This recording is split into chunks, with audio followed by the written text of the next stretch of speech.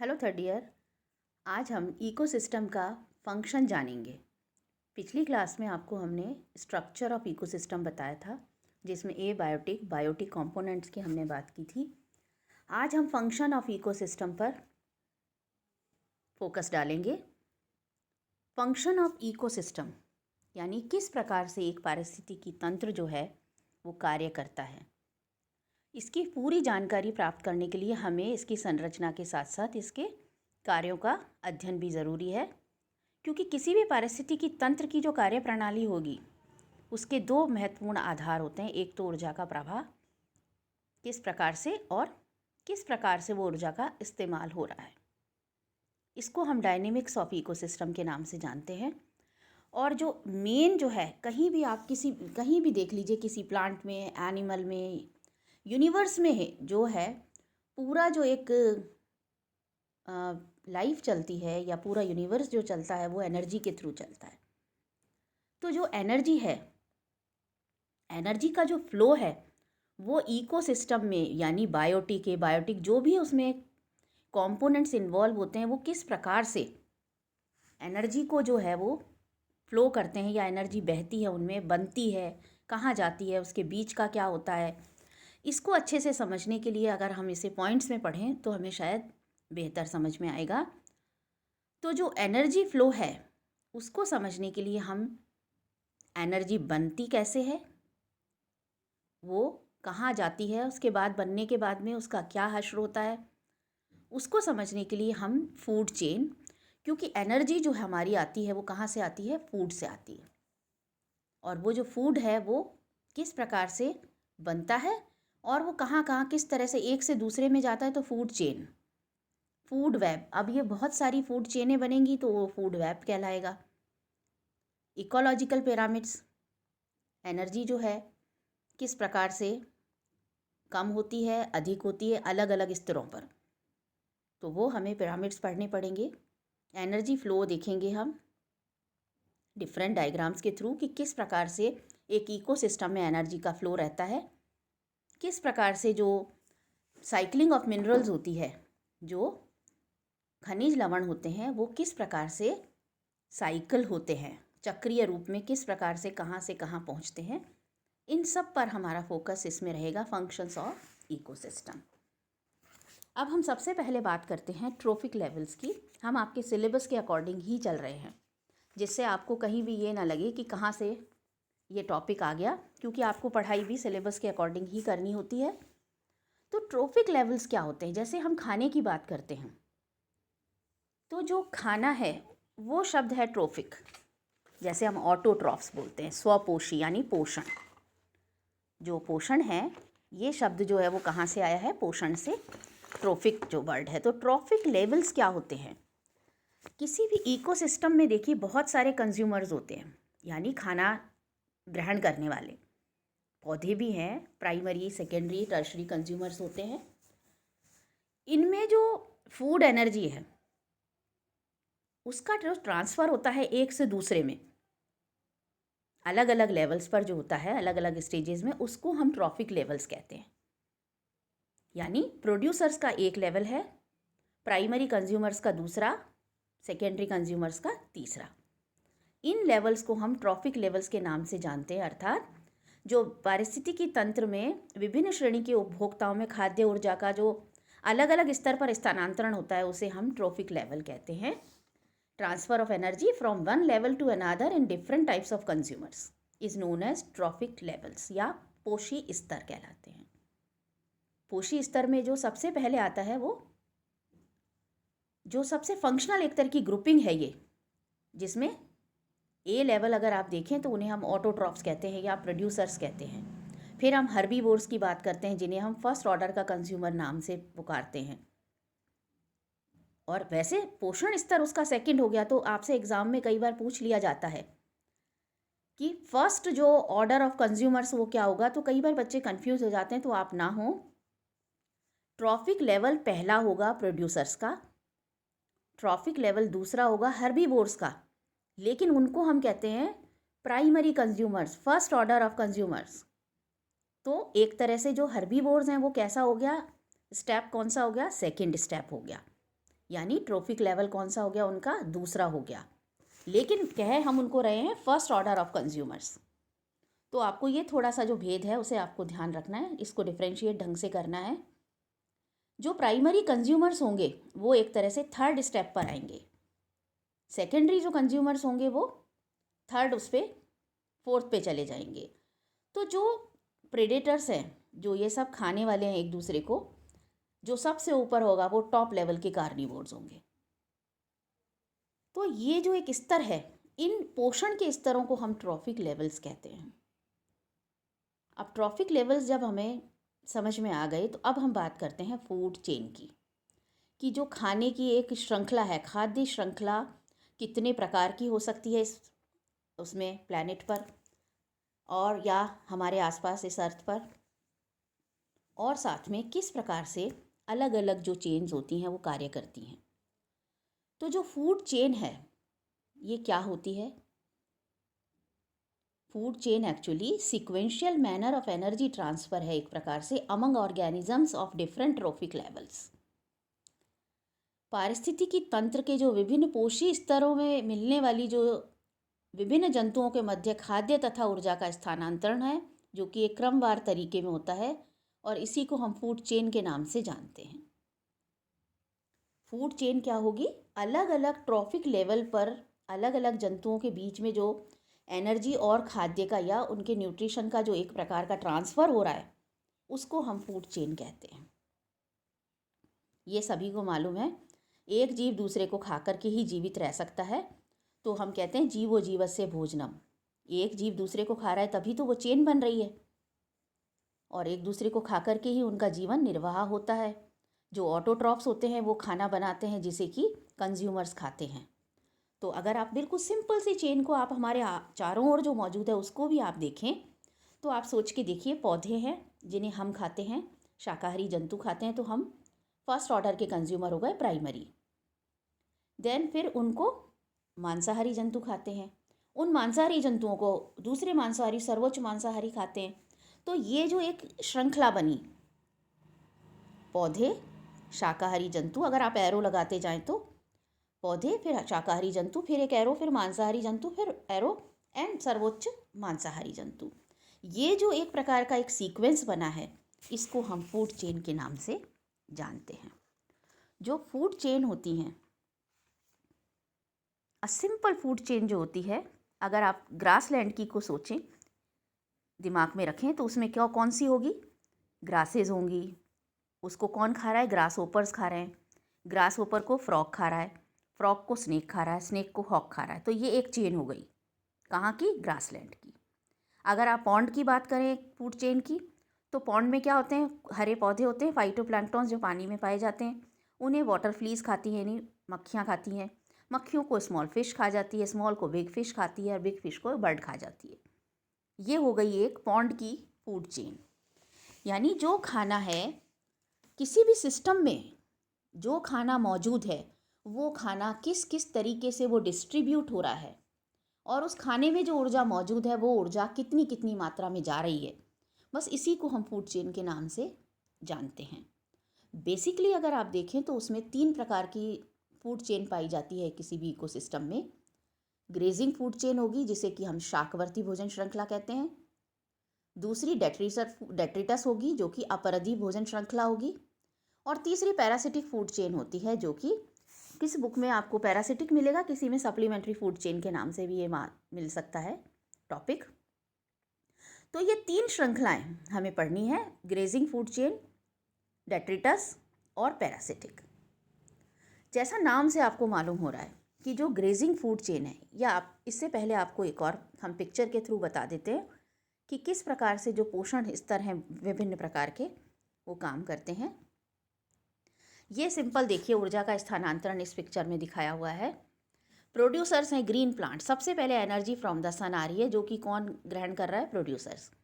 अब ये प्रोड्यूसर्स जो हैं, जब ये मर जाते हैं पौधे तो release of mineral into the soil हो जाता है।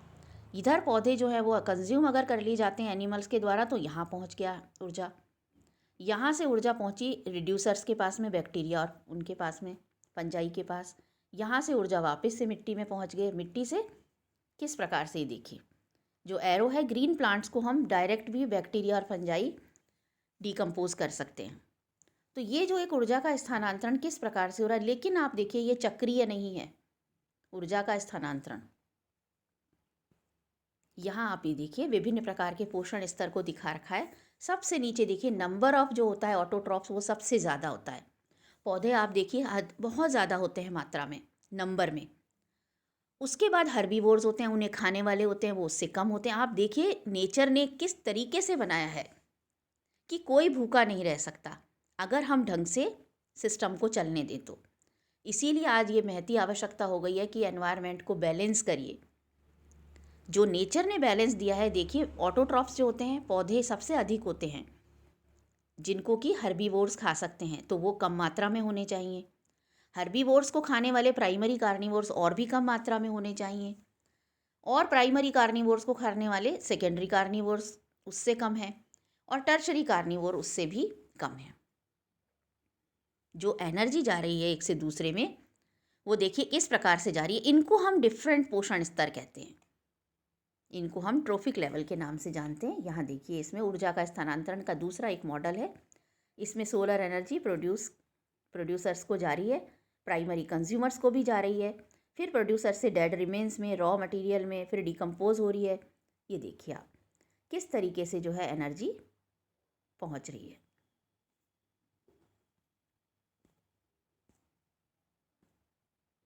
यहाँ अब हम बात करते हैं सिंपल एक चेन की, जिसे हम ग्रेजिंग फूड चेन के नाम से जानते हैं। और इस ग्रेजिंग फूड चेन में starts from the living green plants, जो जीवित हरे पौधे होते हैं उनसे ये शुरू होती है, and it goes to grazing herbivores on to carnivores. Grazing herbivores में जाती है और उसके बाद में ये जाती है कार्निवोर्स में।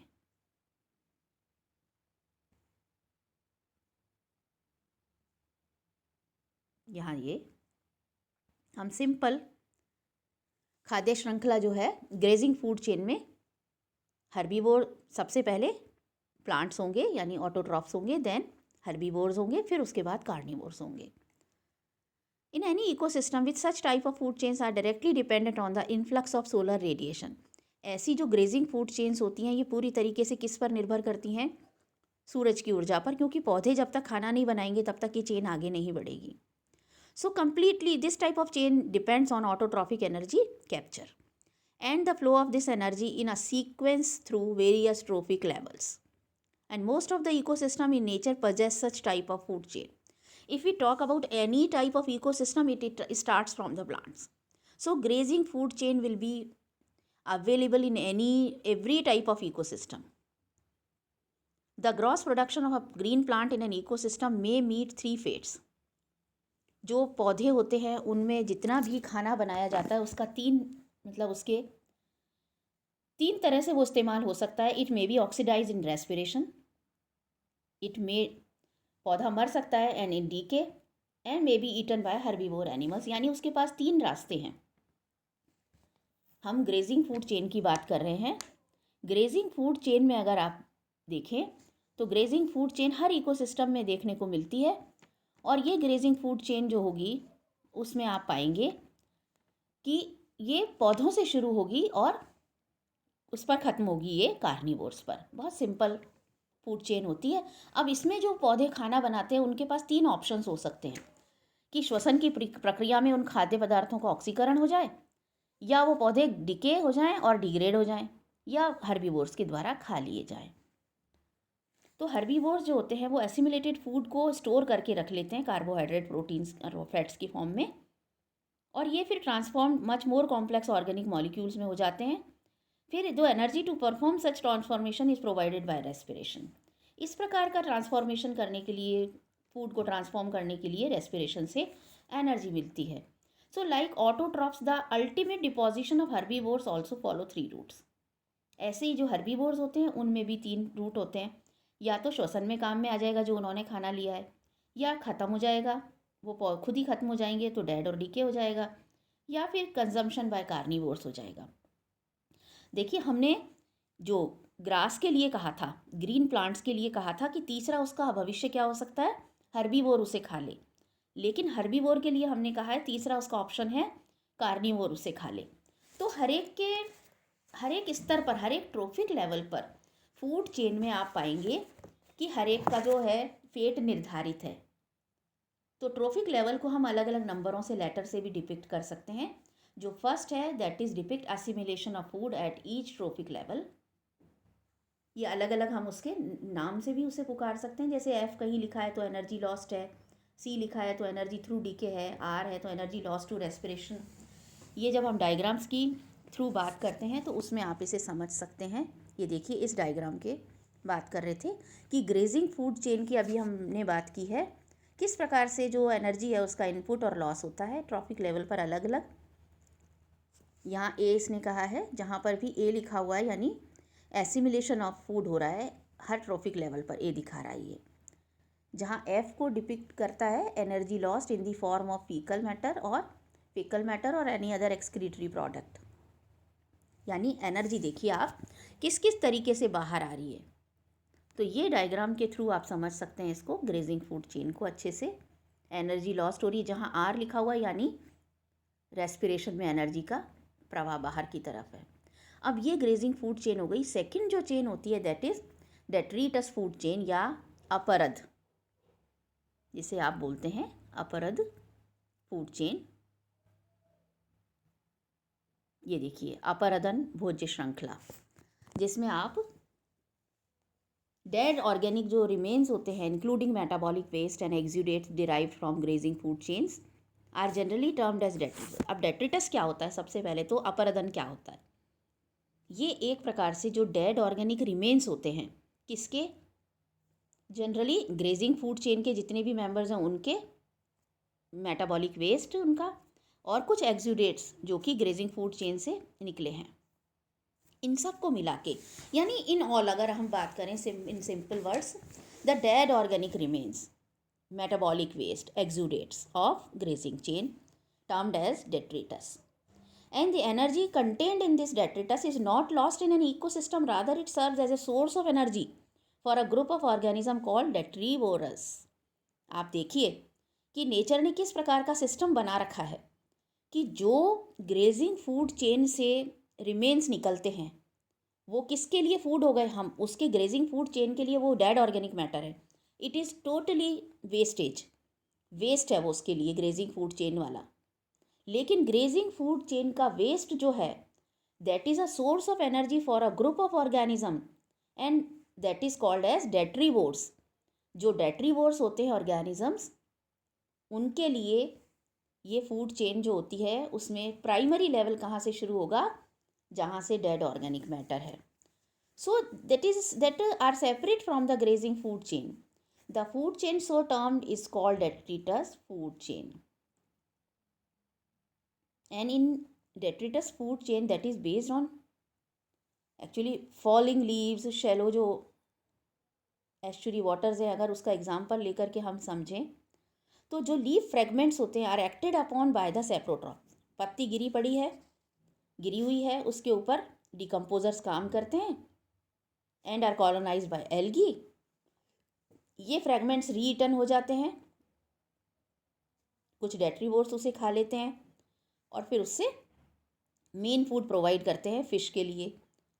तो आप इस चित्र को आप देखिए ध्यान से, इसमें ये दिखाया हुआ है कि जो मैंग्रोव लीव्स का एग्जाम्पल लेकर के, कि मैंग्रोव लीव्स गिरी हैं जिसके ऊपर फंजाई बैक्टीरिया उस पर काम कर रहे हैं, मतलब खा रहे हैं उसको। फाइटोप्लैंक्टॉन्स है, बेंथिक एल्गी है, और ये जितने भी एक दूसरे के लिए खाने का काम कर रहे हैं। ये देखिए यहाँ पर ये एक दूसरे के साथ में जहाँ जहाँ एरो लग रहा है, ये अगर वहाँ पर ग्रास ये है तो ये देखिए यहाँ पर इसको ये हर्पैक्टिकॉइड को, फिर इसके बाद ये क्रैब्स खा रहे हैं इसको, ये क्रैब्स में जा रहा है और फिर ये इससे इधर आ रहा है। ये डेट्रिटस कंज्यूमर्स हैं ये सारे। देन स्मॉल कार्निवोर्स हैं, देन ये है लार्ज कार्निवोर्स। तो आप इसको और सिंपल अगर समझना चाहें तो सिंपल इतना ध्यान रखिए कि जो अपरिधि श्रृंखला होती है इसमें मृतजीवी खाद्य श्रृंखला भी इसको कहते हैं हम, और ये मृत कार्बनिक अवशिष्ट से आरंभ होती है, माइक्रोब्स तक जाती है, यानी छोटे छोटे जो माइक्रोब्स होते हैं उन तक जाती है ये एल्गी फंजाई जो होते हैं। इसमें कार्बनिक पदार्थों में जो शाकवर्ती खाद्य श्रृंखला होती है उसकी जीवों के मृत अंग होते हैं। अभी आपको हम बता ही चुके हैं, इन सबको हम डेट्रिटस कहते हैं। तो इस श्रृंखला में जो उपभोक्ता होता है वो डेट्रिटस ग्रुप में सभी प्रकार के आ जाते हैं, शाकाहारी मांसाहारी और सब आ गए। जो एक नेचुरल इकोसिस्टम होता है उसमें ग्रेजिंग और जो डेट्रिटस होती हैं ये दोनों एक दूसरे से जुड़ी हुई हैं। इसीलिए आपको यहाँ पर देखिए कैसी लग रही है, ये पूरा एक जाल सा नज़र आ रहा है, क्योंकि ग्रेजिंग और डेट्रिटस जो है फूड चेन वो एक दूसरे से जुड़ी हुई रहती हैं। एक थर्ड प्रकार की जो चेन होती है that is known as supplementary food chain. जो सप्लीमेंट्री फूड चेन होती है वो इकोसिस्टम में पैरासाइट और स्कैवेंजर्स से मिल करके बनती है। Parasites can be primary, secondary और higher consumers that feed on a plant. Parasite जिस पर रहता है, जिससे खाना प्राप्त करता है, उसे हम होस्ट कहते हैं, और वो खुद उसके ऊपर मौजूद होता है तो वो पैरासाइट कहलाता है। They usually feed on their host without killing it, at least not immediately as the other consumers do, but cause harm to the host. वो हार्म ज़रूर उसे पहुंचाते हैं। So parasite that are found inside the body of the host are known as endoparasite, and the parasite which are present outside of the host is known as ectoparasite. अगर आप जुए की बात करें, टिक्स की बात करें, लाइस और टिक्स जो होते हैं ये एक्टोपैरासाइट्स हैं। तो जो यूजुअली पैरासिटिक फूड चेन जो होती है बहुत ज़्यादा कॉम्प्लिकेटेड होती है, क्योंकि उनका लाइफ पैटर्न बहुत ज़्यादा अलग होता है। तो पैरासाइट्स की भी फूड चेन को अगर आप देखें तो पैरासिटिक प्रोटोजोन्स होते हैं, लैप्टोमोनास होते हैं। They parasitize fleas that parasitize mammals and birds. ये इस प्रकार से पैरासिटिक जो फूड चेन होती है वो चलती है। यानी एक जो प्रोटोजोन है, पैरासिटिक प्रोटोजोन जो है लैप्टोमोनास, इसको कौन खा रहा है? फ्ली खा रही है। और फ्ली जो है, फ्ली किस पर है? मैमल्स के ऊपर, और मैमल्स के आगे मैमल्स एंड बर्ड्स। यानी इस प्रकार से ये चल रही है कि कौन किसके ऊपर पैरासाइट है या किससे अपना पोषण प्राप्त कर रहा है। So this is about the food chain. कल हम फूड वेब की बात करेंगे।